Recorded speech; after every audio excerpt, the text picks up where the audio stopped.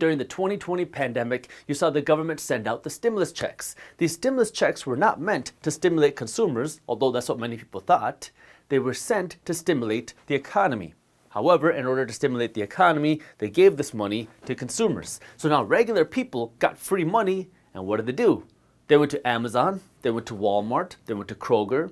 Some went to Lululemon, some went to Gucci, some went to Apple, but they spent money. When you spend money, that benefits the economy. Once you understand that, then you can understand that our economic system is designed to benefit not the consumer, but it's designed to benefit the economy and the investor. For one, if you are a business owner or an investor, you are benefited with lower tax rates and more deductions. The people that pay the highest tax rates in America are people who just work a job because your ordinary income, the money you make from your job, your salary, that's taxed at the highest tax rates, and that also comes with the lowest deductions and the lowest write-offs. I'm telling you this as an attorney who's not your attorney. The second part is a little less obvious because on the side of this economic system, we have other entities. And this is the government and the Federal Reserve Bank. And these entities are kind of overseeing this entire system. And the way these entities work is that they want to grow this. They want to grow the economy. Now remember, who benefits when you have a growing economy? The investor benefits. Who pays to grow the economy? Consumers pay.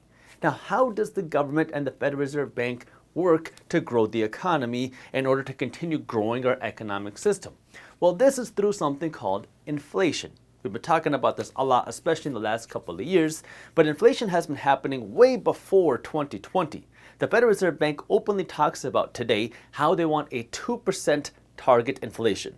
Now, of course, today we're at much higher inflation levels than 2%, but they say that they want 2% inflation. What does that mean? And why not 0% inflation?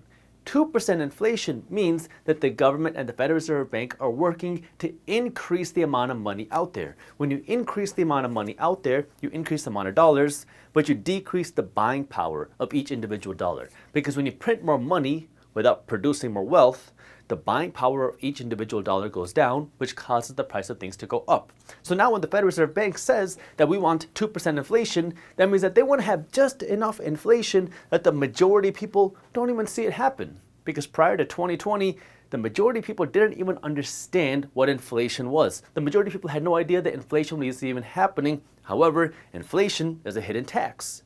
And the person who pays the price of inflation is the person who doesn't understand what inflation is, because that means that your savings are being eroded. The buying power of your salary is going away. That's why today you keep hearing about how the cost of living is growing faster than wages. The reason why your cost of living is growing faster than wages is because of inflation. Inflation disproportionately hurts the poor and the financially uneducated and disproportionately benefits the financially educated. How? Because now when you increase the amount of dollars out there, you increase how much money consumers can spend. Now remember, consumers are everybody. Poor people, middle class, and the rich. Everybody is a consumer. However, for the majority of people who are not financially educated, you're spending more than you're putting towards your wealth. You're spending more than you're saving, or you're spending all of your money. And so now when you increase the amount of dollars out there, consumers have more money to spend into the economy. When you have more money to spend into the economy, our economy can grow. And if our economy is growing, that means that investors are making money. And if the economy is growing, that means the business owners are making money. But who's paying the price? It's the consumer. Every single person is a born consumer. Most people cannot be a business owner or start a company or should start or operate a company because it's very hard, it's very risky, and most people don't want to do that. However, everybody can be an investor.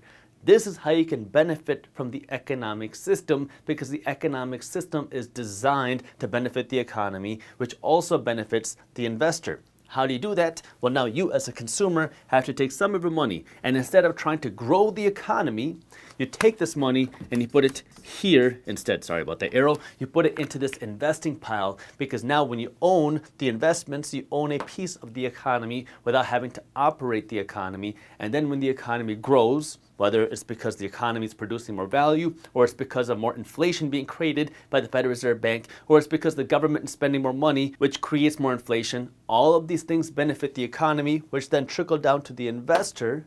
but the person who has to pay the price is the consumer. This is why your job now as a financially educated person is to understand this economic system and then shift your mindset from just the consumer to the investor. Now, how do you do that? Well, for number one, you have to be financially educated. And number two, you have to understand what's actually happening in the world. That way you can make smarter decisions with your money. If you're looking for an easy way to do that, you can join something like Market Briefs, which is my free financial newsletter, which I created to help people, one, understand what's happening in the markets, two, save time because you can read Market Briefs in less than 5 minutes every morning, and three, avoid all the sensationalism because we all know that the traditional media loves clickbaity headlines. They love the sensationalism, and we don't have any of that in Market Briefs because, well, it's just one email. Once you open the email, all the news stories that you need to know as an investor are right there. It's completely free, and you can read it in less than 5 minutes every morning. So if you haven't joined Market Briefs yet, I'll put the link to how you can join for free down in the description below. If you enjoyed this short clip from my longer videos, here's another clip that I think you'll love. And while you're at it, if you're interested in learning more about how to start generating passive income,